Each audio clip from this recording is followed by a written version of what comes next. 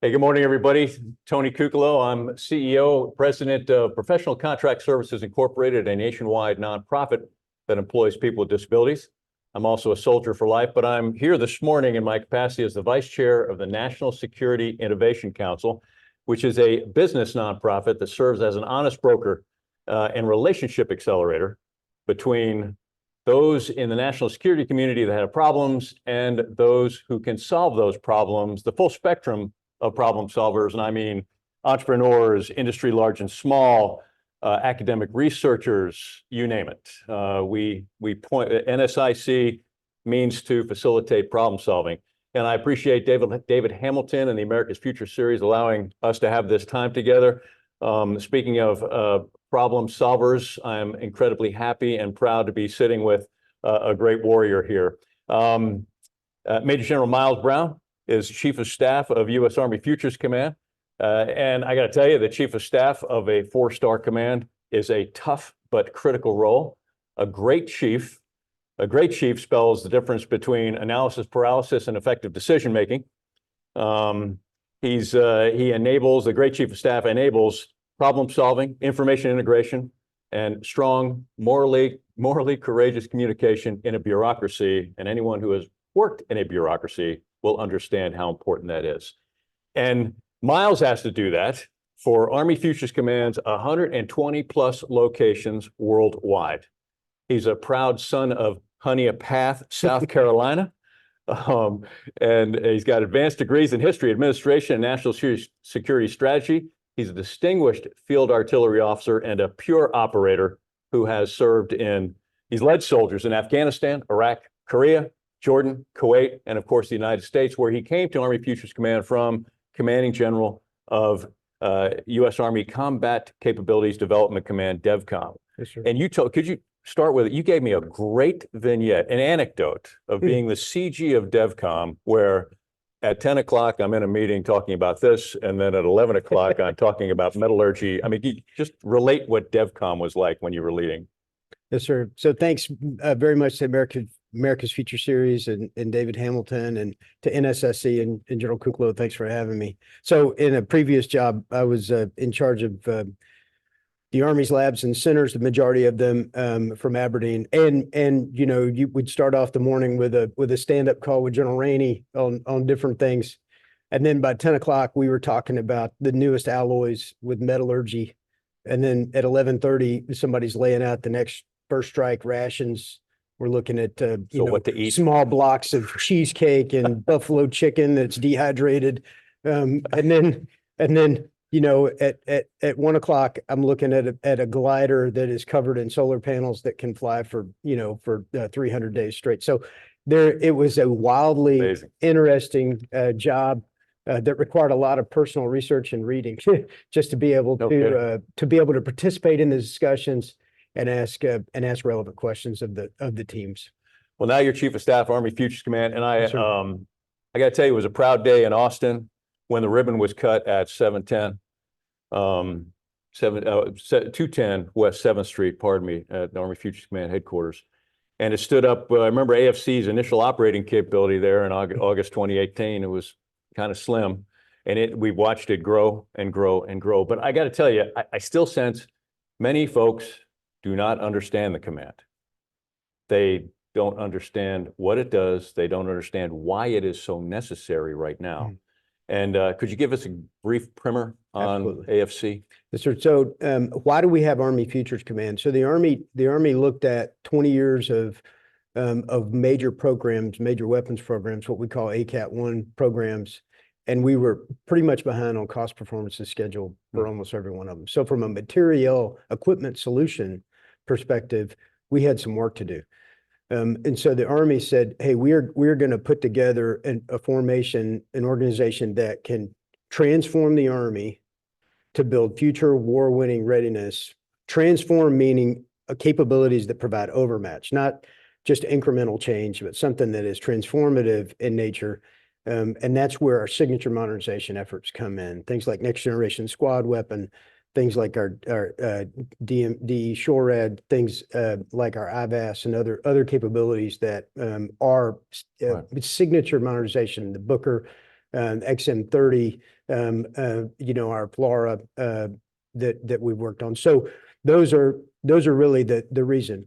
How we did that though is we took organizations that had actually been around really since the time of Vannevar Bush and FDR, where we said, hey, Manhattan Project, we're gonna solve big scientific problems, big research problems. A lot of those organizations still exist now in Army Futures Command. Before AFC, they existed in what was portions of Army Materiel Command and TRADOC. And so we took those. So the scientists, engineers, capability developers, concept writers, they have always been there. What we did was we We're never necessarily working together, we right? unified them with a sense of purpose to transform the Army for building that future war readiness. And we did that, and we put them in Austin because of the access and influence that we get from Austin. Yeah, and let me riff off of that, because I was amazed to learn that Army Futures Command is a super sponsor for South by Southwest. To me, as an old chief of public affairs, that's a significant indicator of the importance of outreach for the Army and Futures Command in that sort of venue. Can you talk about, will that continue? Yes, sir. We believe it will continue. This is our first year. We've always participated in South by, but we've never been a sponsor, as you said, a super sponsor. What we looked at was how do we impact the community? How do we reach the community that we actually live in? And, General Rainey's vision of this now, 6 years post, as we're coming up on our 6th year, we said, we don't want to actually recreate or create something new. How do we plug into what's already here? Austin is an ecosystem of innovation. It's research. It's, as you said, large and small business, primes, OEMs to startups. Yeah. It's an incubation for a lot of places. So how do we plug in? It was obvious. It was South by. And as a participant, there's the before South by, the EDU, but then there's the tech, the music, and the movies. Really, our focus this year is on the tech. There's some music. We've got some Army bands coming in, but really it's about access and influence to the 300,000 plus people that South by reaches. The other thing about South by that's great is it's not just 10 days. South by impacts Austin and the world like all year round. These messages and the things that we learn and when we collaborate, it goes on all year. And so that was something that was really interesting to us. So we really focused on the tech portion. And I think over the next couple of years, we'll probably remain always on the tech space, but also move more towards some of the EDU opportunities, just because we have 19,000 scientists and engineers, and most of them, we have most of the PhDs in the Army on a scientific or engineer background. The other thing that I just want to say about South by is inherently about innovation. The Army, I would submit, is one of the greatest innovators in the history of the world. When you look at our history going back to 1775, we've always Often out of innovated. necessity. We have always innovated. We have always driven change. We've done it to secure freedom. And so we do it for a real important reason. And a lot of what we have developed over the years, whether we've led in that way or we've just shaped it, is a dual use technology. And so there's a lot that we learn and that we use that can then be used in the commercial space and vice versa. Well, I'm going to take you a little bit off of commercial space for a moment. By the way, 19,000 engineers and scientists. Yes, sir. Wow, that's great. And I just have to reinforce, I'm really proud of the Army showing up at South by Southwest the way they are. Okay, so you said AFC is all about war-winning future readiness, and in the big picture, designing a full spectrum force for 2040 while you're delivering for 2030. Which is not far away. And there's so many challenges to that. And people listening and watching might have an interest or desire or even a stake in helping solving some of the problems, especially 25 to 30. Could you talk about one or two of the priorities that AFC is focusing on that have a heavily tech-oriented solution? Absolutely. So there are two things we're very, very excited about. One is when you think about robotics, the best way to think about it for us is really human machine integrated formations. What does that mean? It doesn't mean that the Army is going to replace all of our duties. We're not going to go completely unmanned, but we are going to integrate. We must integrate in the same way that the commercial space is integrating. If you look at our retailers and logistics folks like Amazon, they have used unmanned capabilities in their factories and their motor pools as they work. We have to be able to do the same thing in contact with the enemy. That's really driven toward, in a very clear way to say it, is the dangerous, the dirty, and the dull. How do we offload the risk so that we're not putting humans in contact for the first time? How do we, if we're going to make contact with the enemy, we'd like to make that with machines. Machines don't bleed. So how do we protect the nation's treasure with human machine integrated formations? And how do we amp up the capability of our formations to bring that overmatch that is transformative for our war-winning future readiness? The second part is the network. Absolutely. We have a network that is in many ways siloed, that communicates internal to the partners or the stakeholders by which it would operate. So if you're a fires unit, then you all have the same network equipment. If you're a maneuver unit, you may all. We have to be able to Some of use. this is a problem for the joint forces. It is a problem for the joint force. It's a problem for our allies and partners. Absolutely. So we all see the same. We're looking at the same problem set, and so what we're trying to do. The Army is working very heavily on fixing the network we have.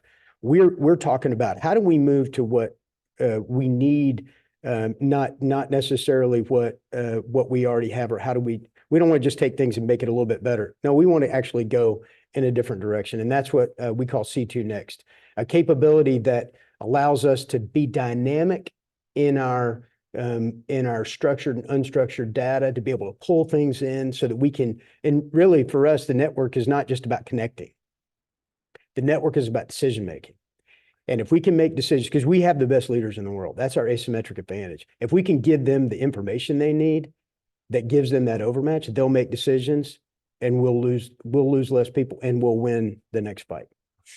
So human machine integration and C2 Next. Yes, sir. And I'm assuming that C2 Next includes a robust effort to protect, make it survivable, and operate on the move.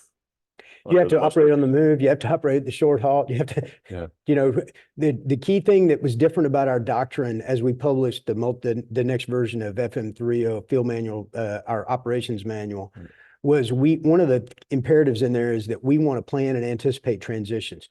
Good warfighters have always done it. Now in our doctrine, we say, hey, you must plan and anticipate transitions. That's where the network makes its money, because when you're in a fight, you have to be able to service those targets in front of you and do that. But then you got to communicate. Then you got to communicate adjacent units, higher, lower. And it's that level of uninterrupted mission command that is necessary, whether it's today or 2040. Uninterrupted mission command is a fantastic visual. Okay, human machine integration, C2 Next are the things you're most excited about right now. Yes, sir. And certainly, obviously, have a tech-heavy solution to so many of those challenges. I want to go back to we got tech talent listening and watching, and one of AFC's focus areas is to operationalize tech talent, as I understand it. And I don't think people may not know that there are 19,000 scientists and engineers. What's Army Futures Command doing to attract, recruit, and retain that talent? And is there a plug on, if I was an engineer or a scientist, why would I want to go work for the Army? Yes, sir. Any thoughts about that? So there are things that we do in a research space in terms of, like, we're building warheads and things like that. You don't work on that in a normal academic institution. And so there's capabilities. We actually issued PhDs in armaments engineering, which is a mix of fluid mechanics, mechanical engineering, systems engineering, and industrial engineering, metallurgy. So we combine multiple disciplines to be able to execute some of our research. And the thing about operationalizing tech talent, we have 256 workforce competencies, junior, mid, senior level management. We are looking, we have authorities that are unique. So we have an authority under the Department of Defense in the U.S. government called Science Technology Reinvention Laboratory. That authority has been around for, decades, but for the first time, Army Futures Command has it not only in our labs and centers, but in our headquarters. So if we can apply that same quick turn on hiring and hiring the right people. But this is what's important about hiring for the future. Credentials mature differently. What we have seen in the tech space is someone will go get a bachelor's in computer science. Then they may decide to go study mechanical engineering. Then they may move into the biomedical space, and that's where they get their PhD.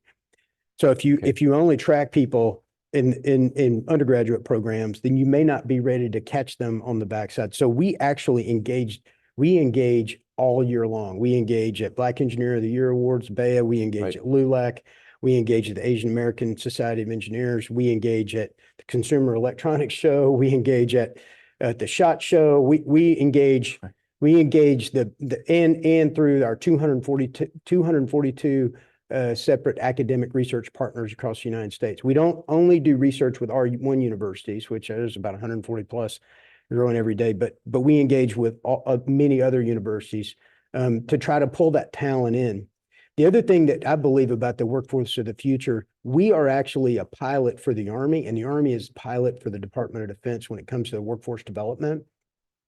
The workforce of the future will be permeable. People will move from industry into academia. They'll co-work in the government, hopefully for Army Futures Command. Then they'll go work maybe for one of the Air Force or Navy labs. Then they may go back into academia. They may go into venture capital. If you talk to people now, they don't go to work for a place for 40 years. And so we want to be able to be prepared to receive that. And that's another key aspect of Army Futures Command writ large. We're an intellectual investment by the Army to prepare for the future because you can't predict it. Right. But we have to be prepared for a future that will happen. And you have to be the Army's intellectual curiosity. We have to, and we have to be dynamic. We can't afford to be, and that's one of the reasons that we're very small. We're lean. Our headquarters for all those folks is only 500 people. Because when you only have that many folks, you got to prioritize what you do. Right. Yeah. And you mentioned, the Black engineers, LULAC, et cetera.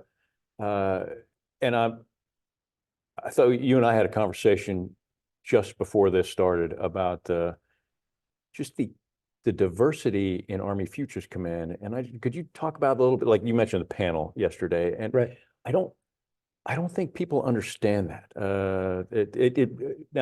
Part of it is our fault as the military is a closed society, kind of, and people, it's hard to engage, it's hard to get into and understand well, and that causes myths and misperceptions to arise. Can you talk a little bit about the diversity at AFC, because I found it amazing. So one of the things that's really, because our workforce was built primarily around locations. So we are in Picatinny Arsenal, New Jersey. That was based on locations that it's over 100 years old, maybe even going all the way back to the Revolutionary War. We're in Boston because of the textile industry after the Civil War. So these groups and centers grew up around that. And because of that, we are naturally varied. We're naturally diverse. We have extraordinary relationships with Morgan State University because it's right down the road from one of our labs. They're in our chief technology officer in DevCom, for instance, and CCDC is a Morgan State graduate. Our deputy commander in DevCom is Dr. Eric Moore, who went to an HBCU medical college. That we naturally have diversity, and we naturally have variety in our organization already, and it is really the strength of our organization. Yesterday, what General Cucolo was mentioning is yesterday we had a panel where we had senior executives in three key areas: human resources, strategy, and concepts. and in our mechanical engineering space in warheads. And they're all women, right? And so, you know, these are areas, if you look at the STEM workforce across the United States is still predominantly male. Right. But in our space, we're not where we're not completely reflective of America, but we're higher than other organizations or like organizations. Yeah, and I thought that was very important to make the point in this venue. If anyone is thinking about, is the Army, could I start a career in the Army? Could I join the Army? Can I bring my talents to the Army? Right. And Army Futures Command is a place where there might be people just like me. Yes, sir. So, And we are still an Army organization. Army Futures Command is 91% civilians, but we still ascribe to the Army values. right, absolutely. And if you want to feel a sense of purpose, if you want to be a part of a team, we don't care who your parents are. We don't care where you grew up. We don't care what what your faith practice is. We don't care who you love. It's all about being excellent. It's all about doing something that's meaningful for our country and to secure our freedom for another generation. Absolutely. I mean, we have Well a say said. in an Army Futures Command Tomorrow's worth protecting. We think that's really, really important. Yeah, fantastic. I love that tagline. Okay, so if I'm at South by Southwest and I want to come talk to somebody about some of these things, you have something at 800 Yes, sir. Congress? So we, in the true spirit of South by, we have Army House on Right. 800 Congress. And we have maker spaces there. We'll have some bleeding edge technology and XR, VR, AR, wow. augmented reality and things like that. And then we'll have soldiers and civilians there to be able to communicate. We're also sponsoring scores of panels. We have a keynote by the Secretary of the Army and General Rainey tomorrow. So we're pretty excited about just being a part of Austin and being a part of South by and just being local. Right. We really enjoy it. That's great to hear too. And if I'm interested in contacting or engaging Army Futures Command after South by or in November, is there an entry point? Yes, sir. We're on the web and we do maintain presence in many locations around the country. Just here, we have a storefront on the 7th and Lavaca that we have access to, and then also we have a presence in the Capitol Factory, our Army Applications Lab, and so that's how people get in touch with us. But we do lots of outreach, and we also work with NSIC, and you refer a lot of folks to us, so we appreciate that very much. No, thanks. You're a great outfit, and I'm so proud and happy to have you as a chief there. Got just some closing moments here. Any last things you'd like to say about anything? No, sir. We just want to reinforce what we've already talked about. Army Futures Command is that intellectual investment in the future, to maintain a sense of preparedness, to be ready. The Army's motto is "This will defend." We take it very, very seriously, and we're just thrilled to be a part of South by, and thanks again for the time today. Absolutely. Well, Miles, thank you so much for your Yes, time sir. today. I appreciate it. Yes, sir.